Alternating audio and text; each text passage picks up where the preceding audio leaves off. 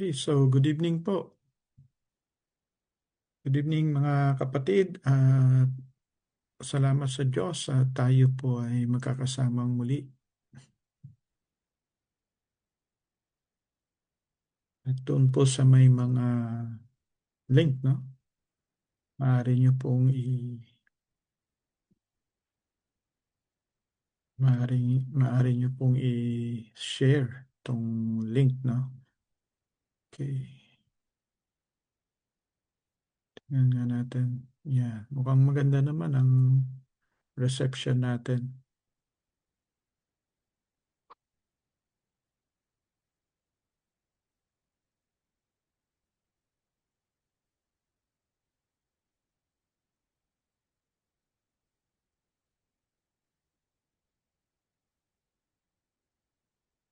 Okay. Excuse me. So, good evening mga kapatid. Nawa ay nasa mabuti kayong kalalagayan. At sa gabing ito, tayo po ay magpapatuloy sa ating pag-aaral sa aklat ng Genesis o yung aklat ng mga pasimula. At sa Genesis, makikita natin dyan ang mga pasimula. No?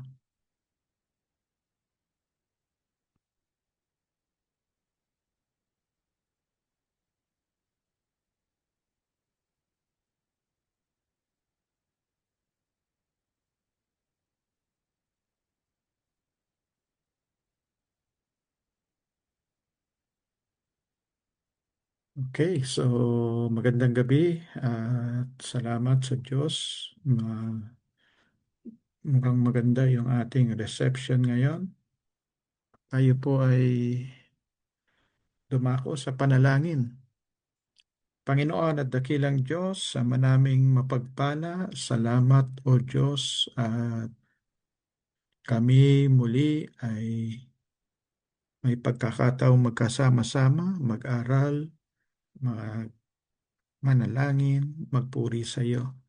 Patuloy niyong abutin ang bawat isa, patatagin, at talangin namin o Diyos sa mga may sakit at karamdaman, kayo po ang Diyos na magpagaling.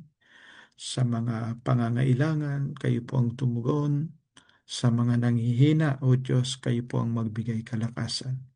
Pagpalain niyo nga po ang bawat isa, o Diyos, sa gabing ito, sa pangalan po ni Jesus. Amen. Amen. Okay, so welcome sa ating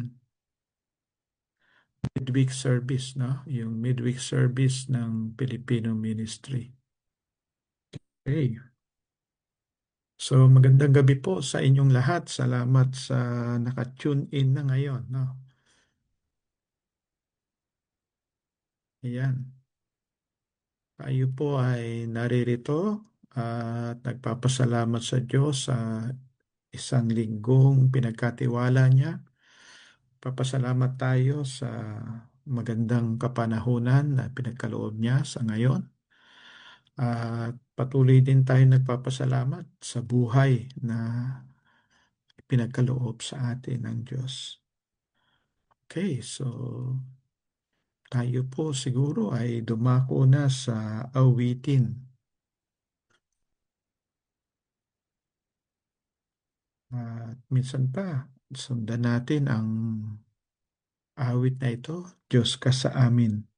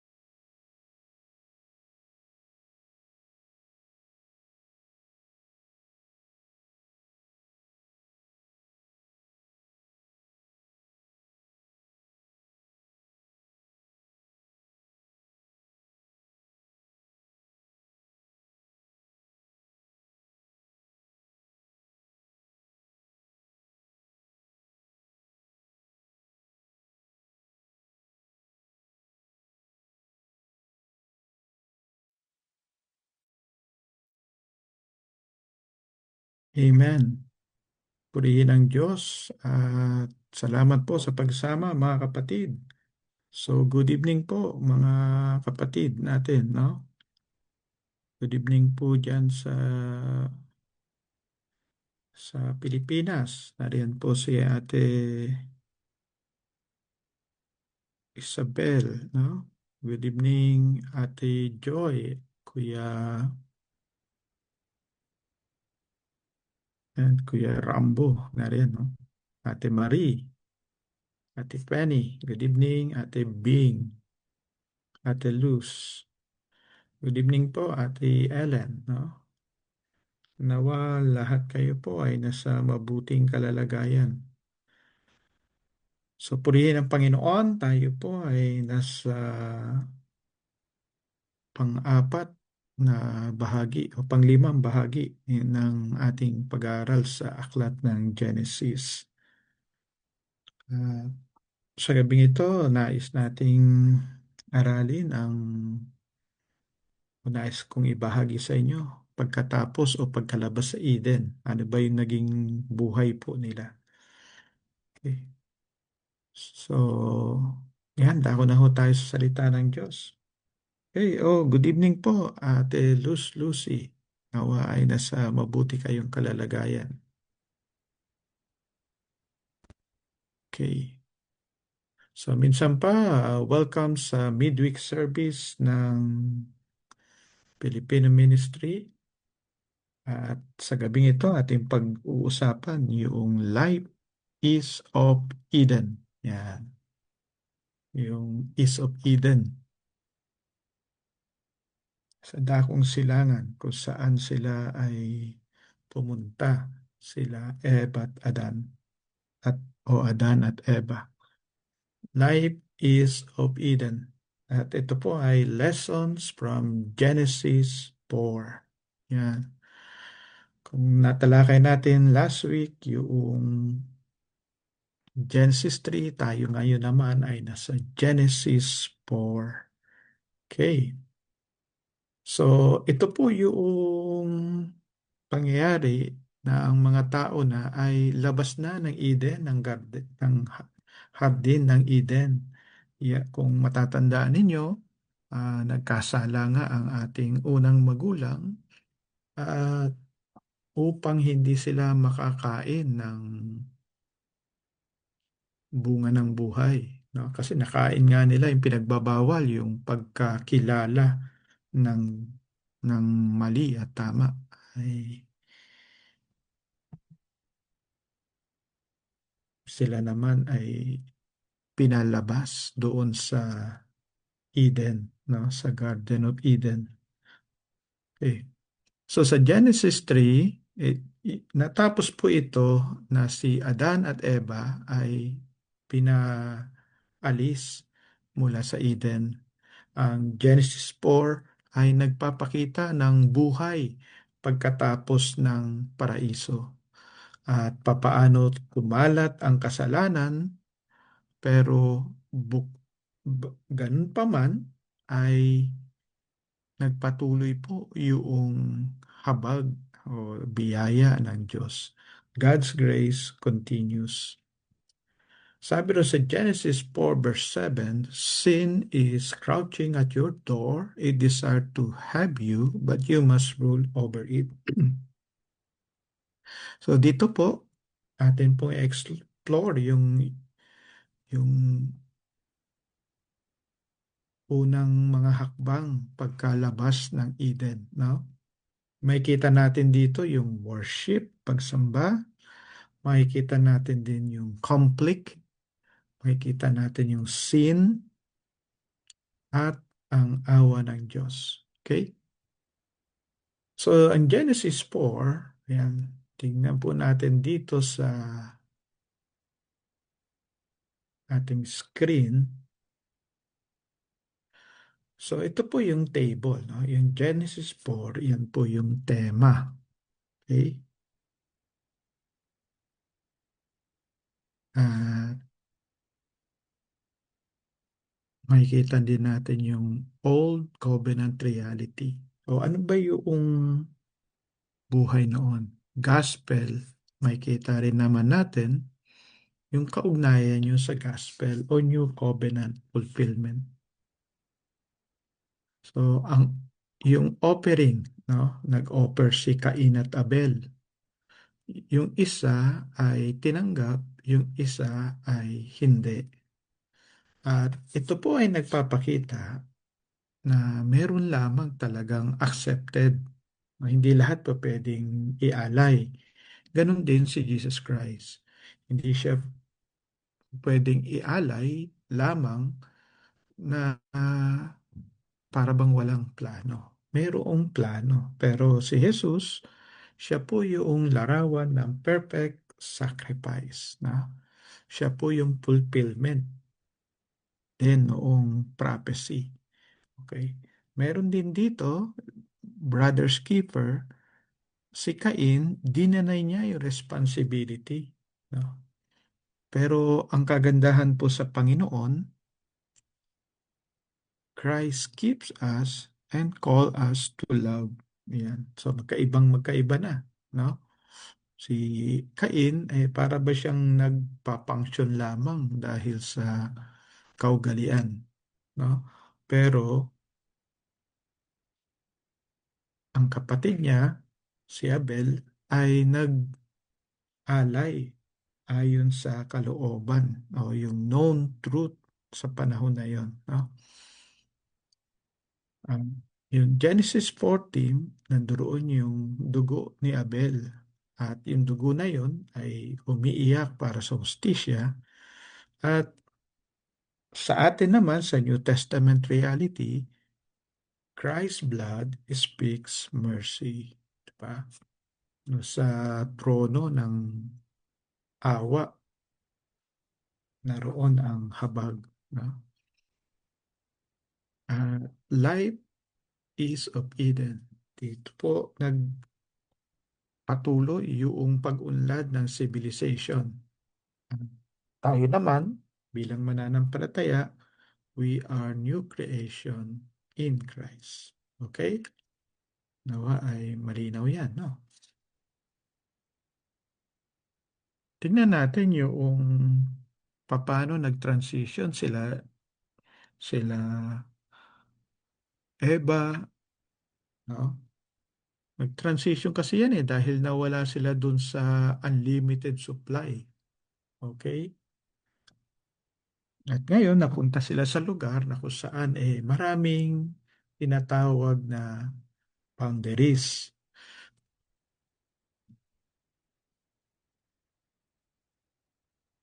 Tingnan ho natin. Ito yung transition from Eden, Adam and Eve began family life, and Cain and Abel are born. So si Adan at Eva ay nagpatuloy po.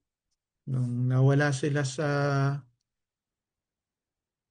hardin, hindi ho naman ibig sabihin nawala yung buhay nila, no?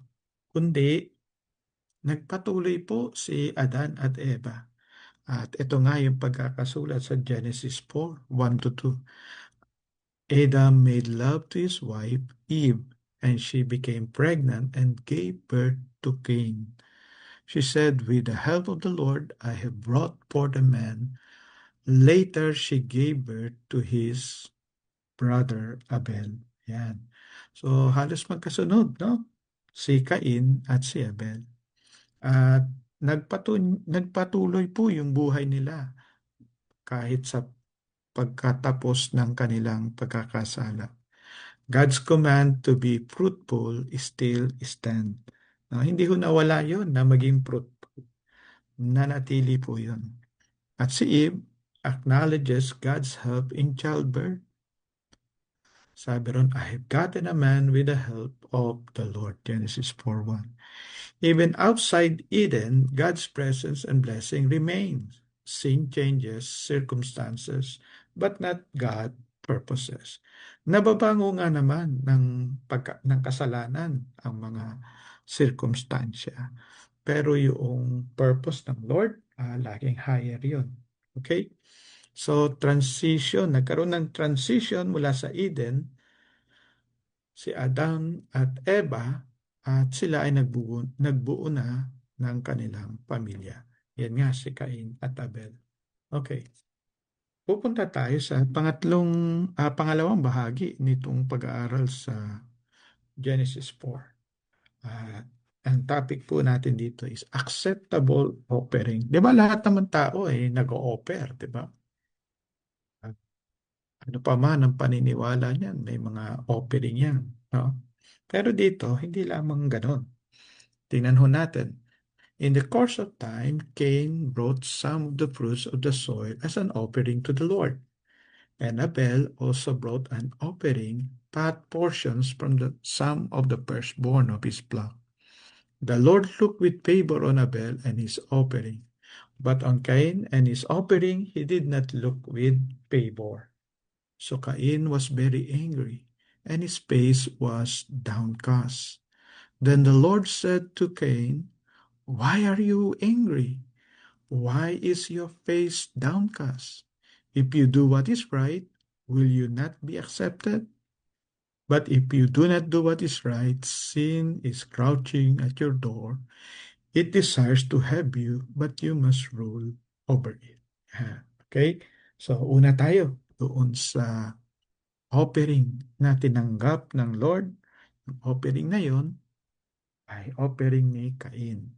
Okay? Hindi niya tinanggap yung offering ni Cain, no? Yung offering na yon ay offering ni Abel. Okay? Si Cain, inoffer niya yung mga prutas. Si Abel naman, ang inoffer niya ay yung firstborn ng kanyang mga alaga. Okay? So, ano ba yung acceptable offering? Sabi dito, Cain offers fruit of the ground, Abel offers the firstborn of his flock. Cain offers fruit of the ground, and Abel offers the firstborn of his flock. Okay. Dito ho, makikita ho natin, no? Si Cain, eh, bunga. O, alam niyo ba yung bunga, kalabisan yan eh. No? Yung mga labis na na-produce o labis na nakuha na imbak, no? Ng halaman, ay talagang nagiging dahilan ng pamumunga. So therefore, meron pa rin part, no? Dito ho, makikita natin yung offering ni Abel was faithful and costly. Makikita natin sa Hebrews 11 verse 4. Cain's offering lacked heart. God looks at the giver as much as the gift. Hindi lamang palakihan ng regalo, kundi ang pinakamalaga, sino ang nagkakaloob sa atin ng kaloob. Okay, so Abel's offering was faithful and costly. Cain's offering lacked heart. God looks at the giver as much as the gift. Sabi rito, worship must be sincere, sacrificial, and rooted in faith. God desires the heart, not just the ritual. Okay, acceptable offering. Pangatlo, sabi niyo, brother's keeper, am I my brother's keeper?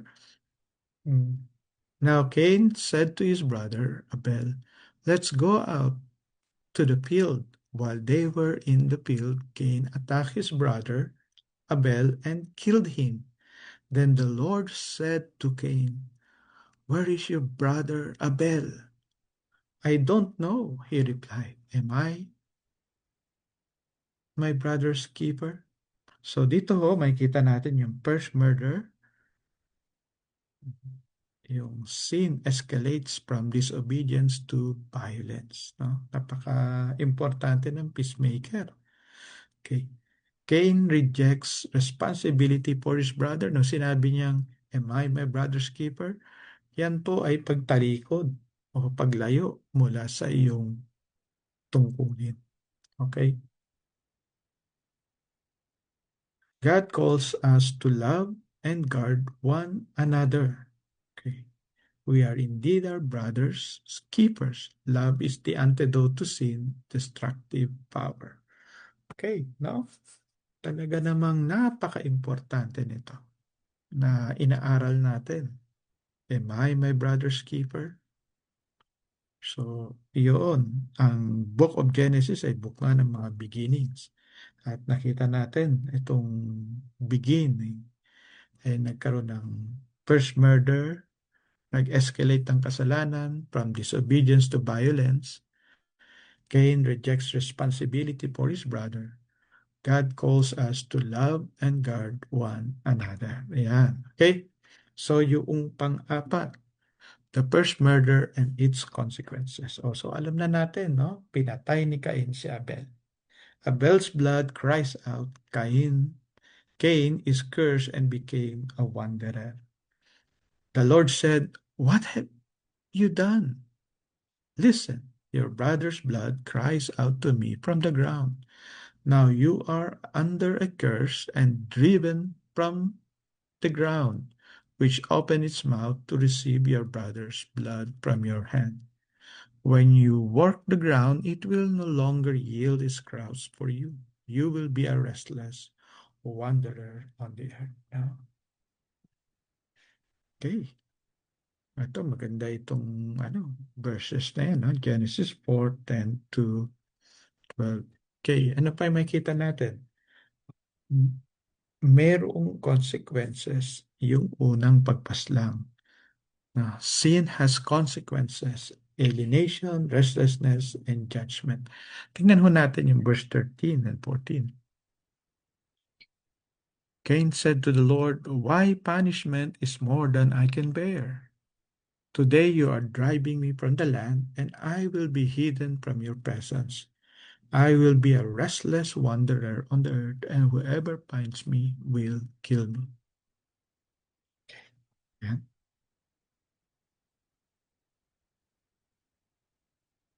So patuloy tayo dito sa first, no? The first murder. Pero makikita natin dito, nagpakita ng kaawaan ng Diyos. Okay?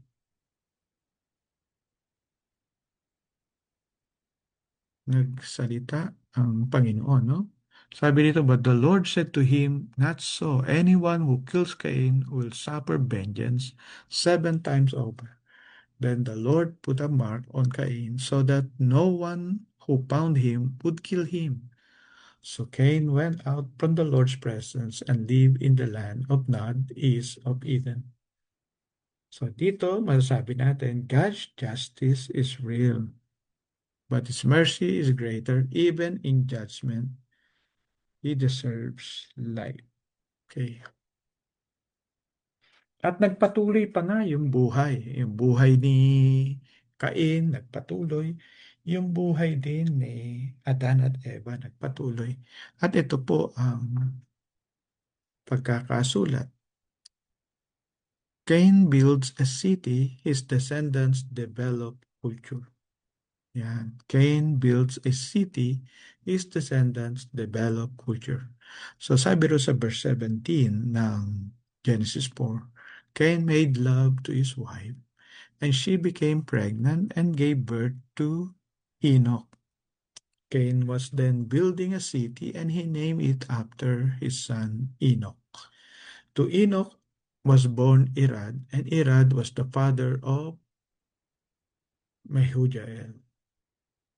And Mehujael was the father of Methusael, and Methusael was the father of Lamech. Lamech married 2 women, one named Ada and the other Zillah. Ada gave birth to Habal. He was the father of those who live in tents and raise livestock. His brother's name was Jubal. He was the father of all who play string instrument and pipes. Zillah also had a son, Tubal-Cain, who forged all kinds of fruits of tools out of bronze and iron. Tubal-Cain's sister was Naamah. Okay. So, ayan na po. Punta na tayo doon sa ano pa. So, Seth line begins to call upon the name of the Lord. Adam made love to his wife again, and she gave birth to a son, and named him Seth, saying, God has granted me another child in place of Abel, since Cain killed him. Seth also had a son, and he named him Enosh. At that time, people began to call on the name of the Lord. Okay, ano may kita natin dito? Sin spread, but so does worship.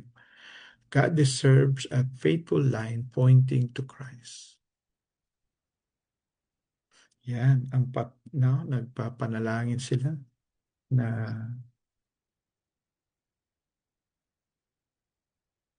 magkaroon ng panibagong chance, no?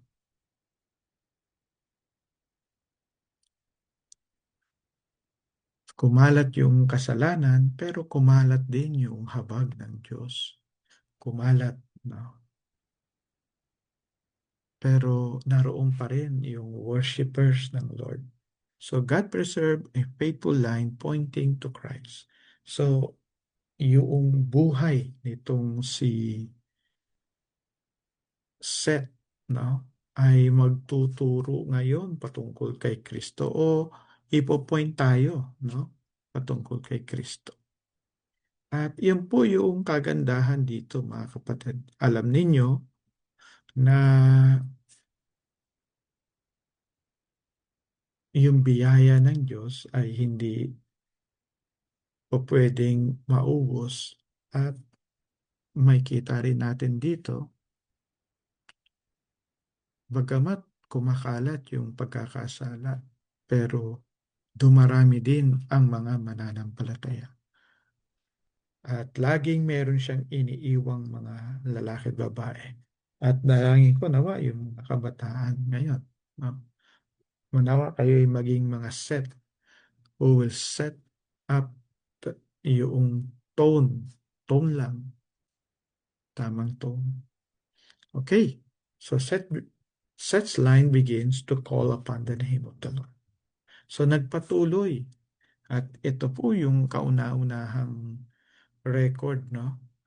Yung verse 26, Seth also had a son and he named him Enosh. At that time, people began to call on the name of the Lord. Noong panahon nila, nagsimula ang pagtawag ng mga tao sa pangalan ni Jesus. Okay. So, makikita natin dito yung application. Life after failure still carries God's blessing. So, makikita natin dito sa offering natin, worship must be sincere and sacrificial. Sa pagiging brother's keeper natin, we are responsible for one another. Ano yung mga consequences? Sin destroys, but God's mercy protects. Life continues. God's plan move forward, ultimately fulfilled in Christ, the true brother's keeper, shed his blood for us. Okay? So ito po yung ating summary ng ating pinag-aralan ngayon. Genesis 4 shows humanity outside Eden. Sin grows, but so does grace grow. Okay? Be faithful in worship, responsible in love, and hopeful in God's mercy. Sabi rito, where sin increase, grace abound all the time. So yan po yung ating conclusion and takeaway. Be faithful sa pagsamba natin. Be responsible sa pag-ibig. And hopeful in God's mercy. At yan po yung ating bahagi para sa gabing ito. Dalahin ko nawa, mayroon ho kayong nakuha, no? Alam niyo po, talagang maliwanag na maliwanag doon na ang Diyos ay gumagawa at kumikilos. Minsan akala natin wala siyang ginagawa, pero He is preparing things, no, para sa atin. So, sige po, wala namang gaanong mga panalangin na ibinahagi sa akin, no? Tayo po ay mananalangin ng general prayer ngayong gabi na ito. Okay. Alam niyo po, mabalik uli ako doon sa pinag-aralan natin, no? Genesis 4. Talaga, consistent talaga ang Diyos. Talagang merciful talaga siya. Talagang gracious siya. But at the same time, He is just. no? Tuwid siya, matapat siya, just, no? Yung kanyang mga hatol ay tama o tupak. Tayo naman bilang mananampalataya ay naikinabang sa mga maaring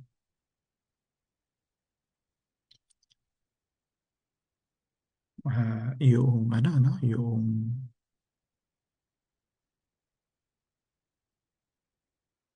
Diyos natin talagang buti, no? Napakabuti ng Diyos natin. Tayo po ay kanyang inaabot. Alam niyo, kahit na nagkasala na o si Adan at Eva, di ba? Nagpakita pa rin ng grace ang Lord. Ito naman, nakapatay na, no? Pero meron pa rin proteksyon ang Lord. Bakit po? Kasi ayaw niyang madamay pa yung iba. Okay? At napakaraming katotohanan na makikita natin dyan sa Genesis 4. Pero sa ngayon, dito tayo magtatapos sa bahagi na ito bago tayo pumunta sa panalangin. So, okay. Sige po, tayo po ay magpasalamat sa Diyos. Panginoon, salamat po. Salamat po, Panginoon, na kayo ay mabuti, kayo po ay mapagpala. Salamat, Lord, na kayo ay constant, no?